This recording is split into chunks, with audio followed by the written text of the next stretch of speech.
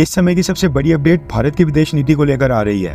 दरअसल पिछले कल भारत के प्रधानमंत्री मोदी जी ने यूनाइटेड अरब एमिरेट्स के प्रेसिडेंट मोहम्मद बिन जायद और यूनाइटेड किंगडम के प्राइम मिनिस्टर ऋषि सुनक को फोन कॉल की थी।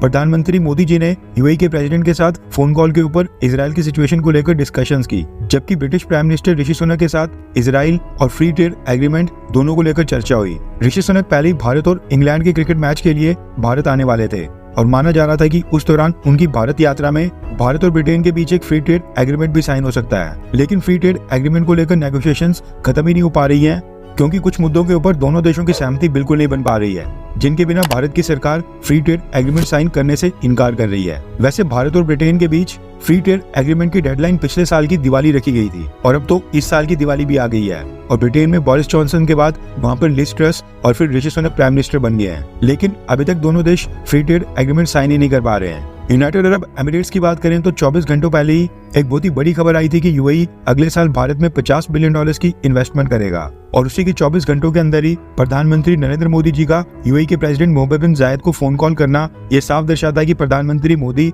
यूएई के साथ भारत के संबंधों को कितनी अहमियत दे रहे हैं। और ये बात मैं हवा में नहीं कर रहा हूँ। पिछले कल एक बहुत ही इंटरेस्टिंग चीज हुई है। आमतौर पर प्रधानमंत्री मोदी जब भी किसी वर्ल्ड लीडर से बात करते हैं, किसी भी देश के प्राइम मिनिस्टर या प्रेसिडेंट से जब उनकी फोन कॉल के ऊपर बातचीत होती है तो इसकी जानकारी ट्विटर के ऊपर एक ट्वीट करके खुद ही देते हैं और पिछले कल भी यही हुआ। प्रधानमंत्री मोदी ने एक ट्वीट करके बताया कि उन्होंने यूएई के प्रेसिडेंट के साथ फोन कॉल के ऊपर बातचीत की, लेकिन उनके इस ट्वीट की खास बात यह रही कि यूएई के प्रेसिडेंट मोहम्मद बिन जायद को संबोधित करने के लिए प्रधानमंत्री मोदी ने माय ब्रदर वर्ड का इस्तेमाल किया।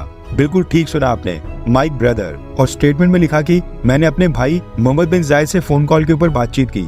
वैसे आपको भी लग रहा होगा कि प्रधानमंत्री मोदी का यूएई के प्रेसिडेंट मोहम्मद बिन जायद को भाई कहकर संबोधित करना ये एक छोटी सी बात है, लेकिन ऐसा बिल्कुल नहीं है।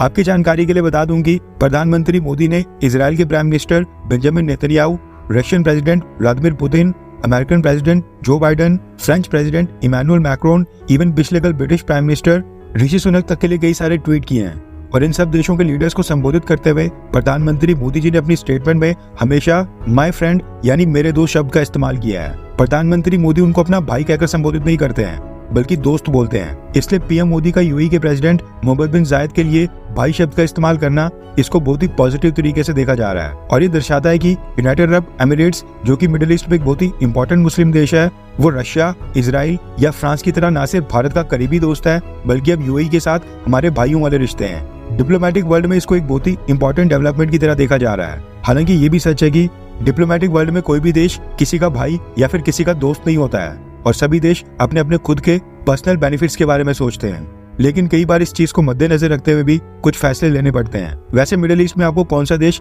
ज्यादा पसंद है, यूनाइटेड अरब एमिरेट्स यानी यूएई या फिर सऊदी अरेबिया? नीचे कमेंट करके अपनी राय जरूर बताएं।